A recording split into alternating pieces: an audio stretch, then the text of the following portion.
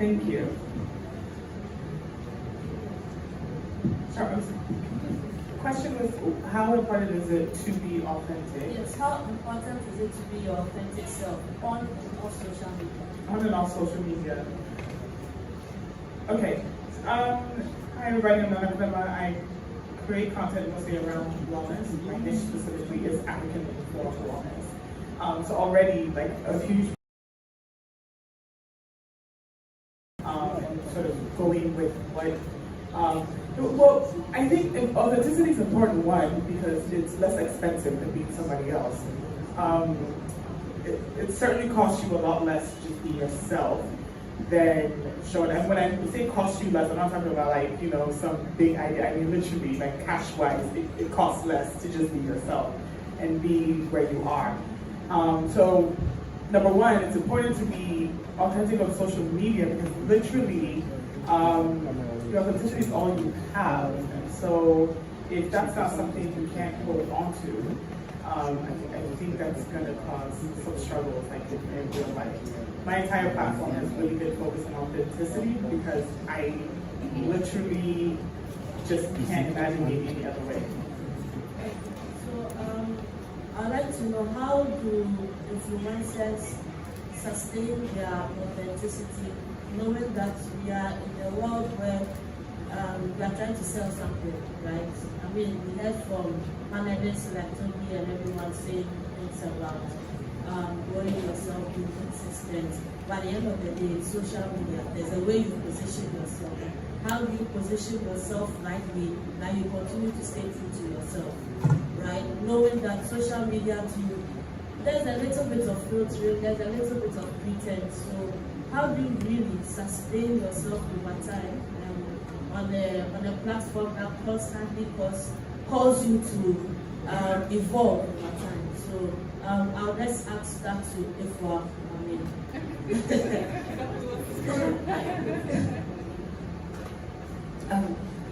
Can you repeat the question again? So I'm asking, how do you sustain your authenticity on social media over time? I mean, today, social media is asking you to be a certain way, whether it's on Instagram, YouTube, TikTok.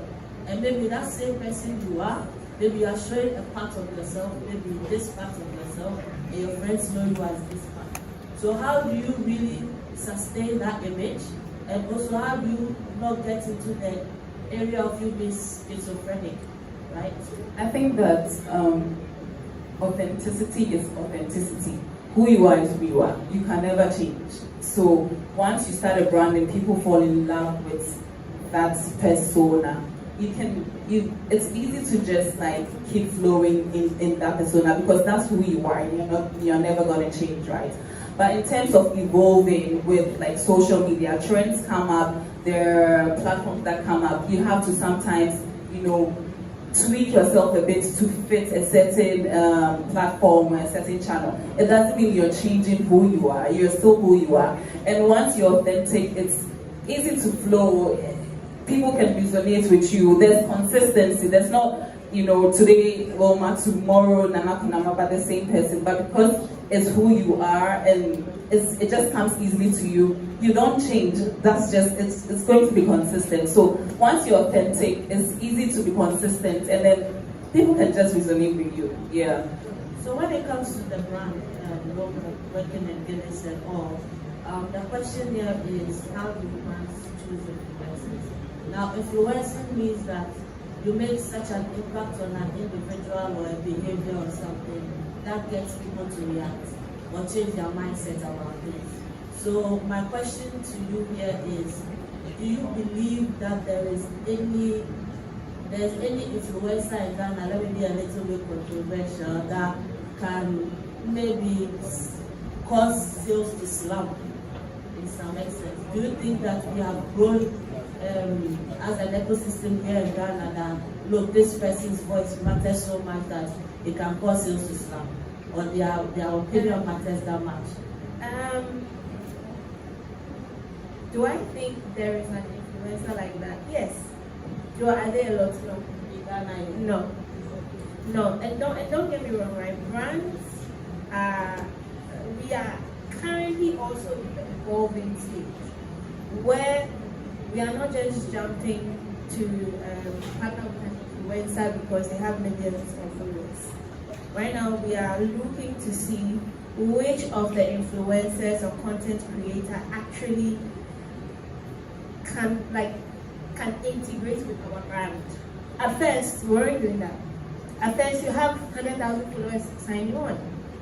So at first, I'll probably have an influencer who doesn't drink influencing Guinness. Because when I go on his or her page, I'll see a lot of viewership. Now things are changing. Influencers in Ghana, and I'm going to make a very bold and controversial statement.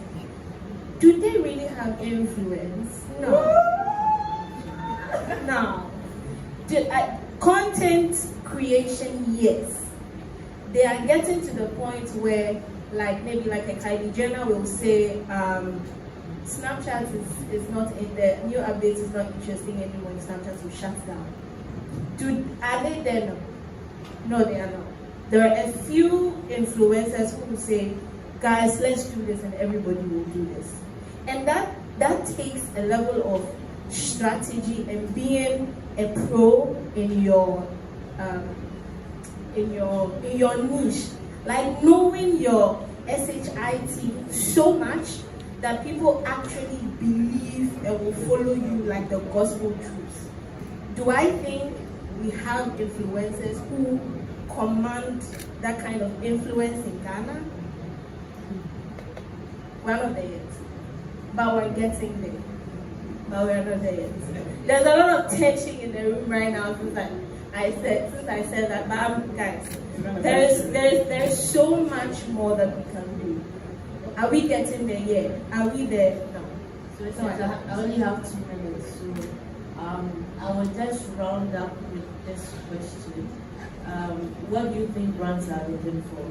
And maybe everybody can say just one word, and then I'll bring the session to the close. So starting from Afua.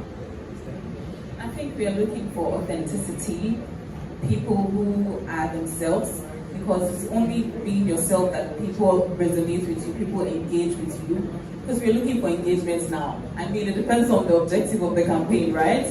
But most importantly, I think brands are looking for people who their audiences can relate to, right? So it's not really about the numbers anymore. It's about the engagements, the community that you have, and in building that, it's you being authentic to yourself. That's how you garner a community. So I think for me, it's authenticity and having a community. Yeah. Thank you. Nana? Sure, I think I'm going to take a little bit of a cue from Wilma when she said that being a creator or being an influencer is very different from having influence. And part of the reason a lot of creators don't have influence is they're not investing in building a community. They think, one word I'll say is tribe. I think what brands are looking for is a tribe. And they want to know if a particular creator or influencer helps them build that tribe. Because really, if you take the idea of 1,000 true fans, there's this idea in marketing that all you need is 1,000 true fans who will buy anything that you release. And if you can extract $100 from them, that's $100,000 every single month. And so what brands are trying to get at, and what Wilma is essentially illustrating, is that, look, brands are looking for tribes, people who will buy our products no matter what at a drop of a hat. And as creators and potentially influencers, we need to be aware of that and find ways and be aware of ways to contribute to that, because brands have moved from focusing on competitors to consumers, and that makes the influencer important in that sense. So, but it's about building a tribe. So unfortunately, this comes to the end of the panel discussion. Just to sum up, all I can say here is that brands are really looking for authentic people. Sorry, I'll just come to the question since they give it the time. But brands are looking for authentic people. They are looking for people who can command a voice in the room. They have such presence and they are able to dominate where they are.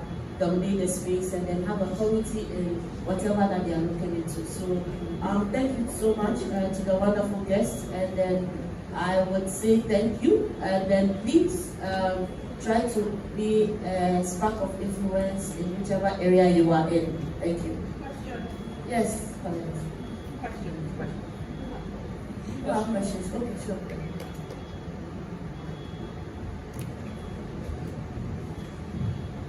So,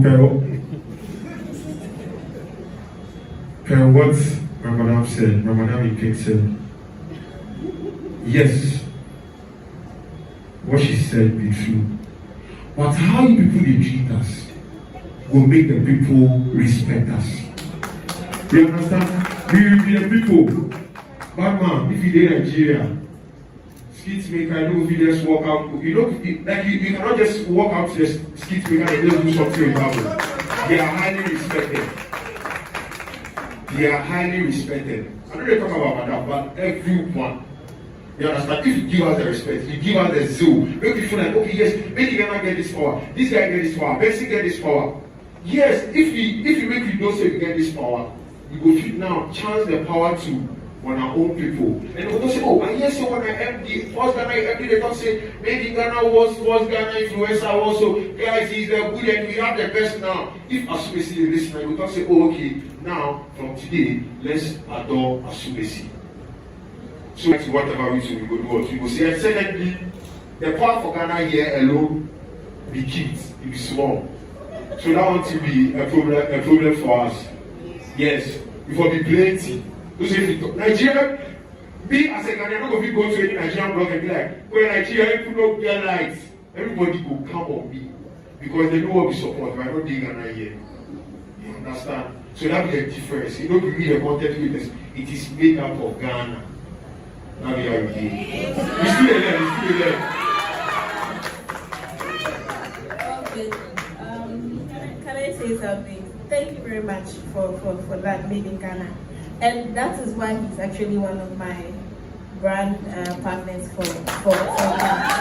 So that is also how we are putting the respect to you. But you need to also understand that brands are brands and are businesses, right?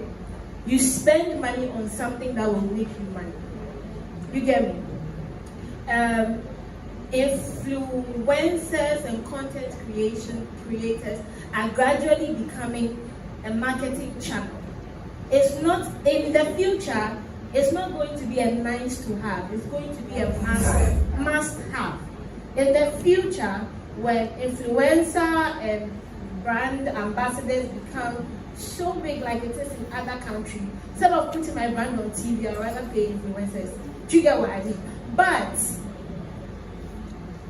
you have to, or the influencer community have to demand it in terms of craft and culture and community and results.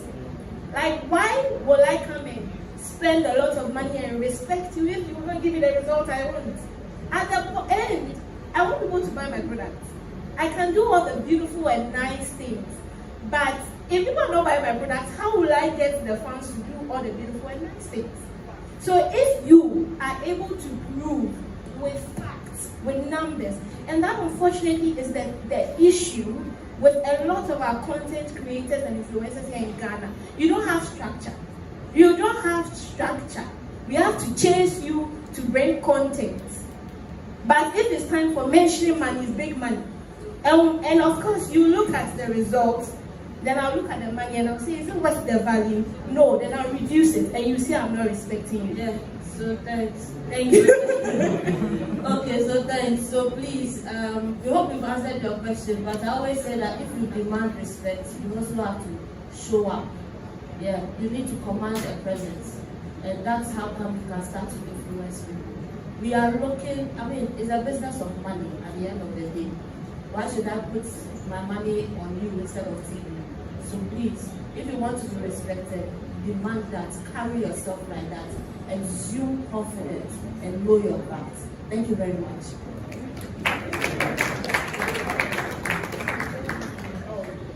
Thank you. Sorry, I will tell you, or I should pick one.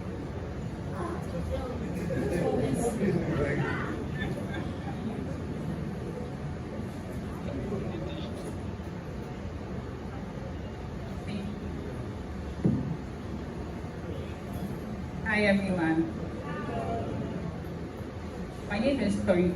I'm a food content creator, and based on what you were talking about, they're saying that Ghanaian influencers or content creators create content alright, but they don't necessarily have influence.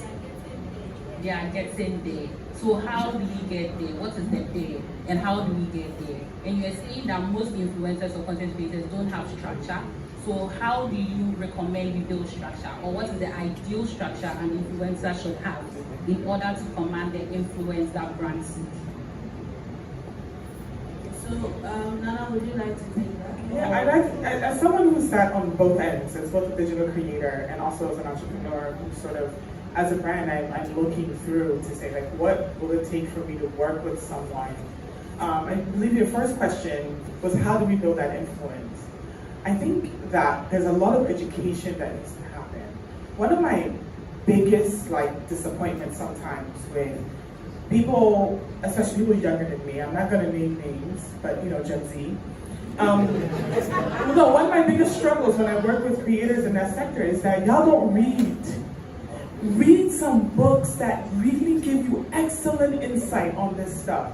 Seth Godin has a book called Tribes. It's about building a tribe online.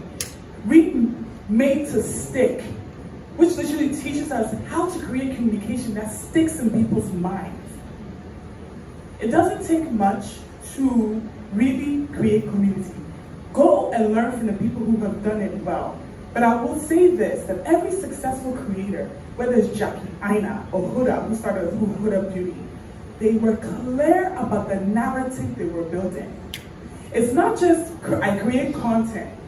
No, be clear. What is your narrative? Is your narrative Ghana is beautiful? Is your narrative food is fill in the blank? You have to be clear, number one, on your narrative. People follow people who have somewhere to go. And if it's not clear that you're not going anywhere, we're not coming. So number one, if you want to build an influence, start educating, invest in your know-how. Come to things like this. Sign up for summits, sign up for the courses to learn how to stay consistent, how to do this thing. So the first thing I would say is, look, let's start investing in our mindset. Read the books, follow the people who've done this and study them. When you go on Jackie Aina's page, don't just like her lip gloss. Watch how she built it. Go to her videos from 2010, 2009. Watch her progression and use that to apply. Number two, have a narrative. People need to know where you're going in order for them to follow you. We're not coming. If you're leading us to nowhere, we're not coming. I would like your booty pics, but it's not taking me anywhere. I'm not coming. That's number two. And the third one, you said how to build structure. Do you have a calendar app on your phone? Designate a day or 2 days a week that is strictly content creation. Whenever you get a content idea, when you go home, create an Excel sheet or a Google sheet. In that sheet, create a tab for short form content and long form content. Every time you get an idea for long form or short form, put it in the cell. Create a category, title, description, shooting date, posting date.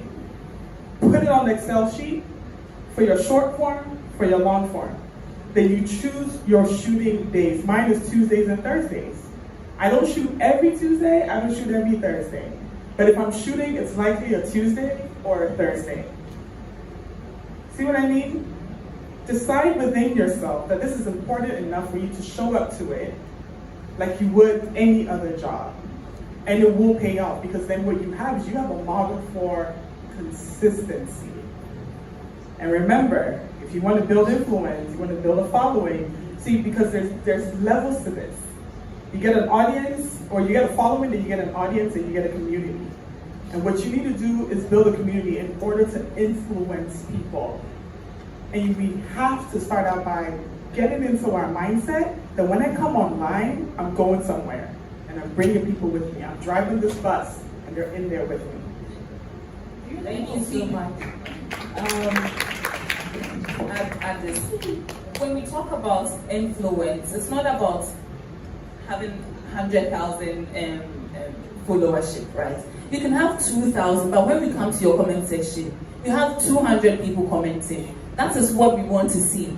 Sometimes I've seen, okay, I'm not even going to go there, but we've seen some brand campaigns that sometimes when I look at the ambassadors on the campaign, I'm like, Charlie, I could have taken that 100,000 Ghana cedis, shared it among 20, 30 creators, and I would have gotten the same impact that I wanted. So yeah, back to your point, it's about the community. It's not really about the numbers, it's about the people in your comment section. That's what we are looking for. So I can't tell you how to build your influence because you know where you're going to and you know where you want to be, right? So just, whatever she said, full stop. Thank you very much, everyone.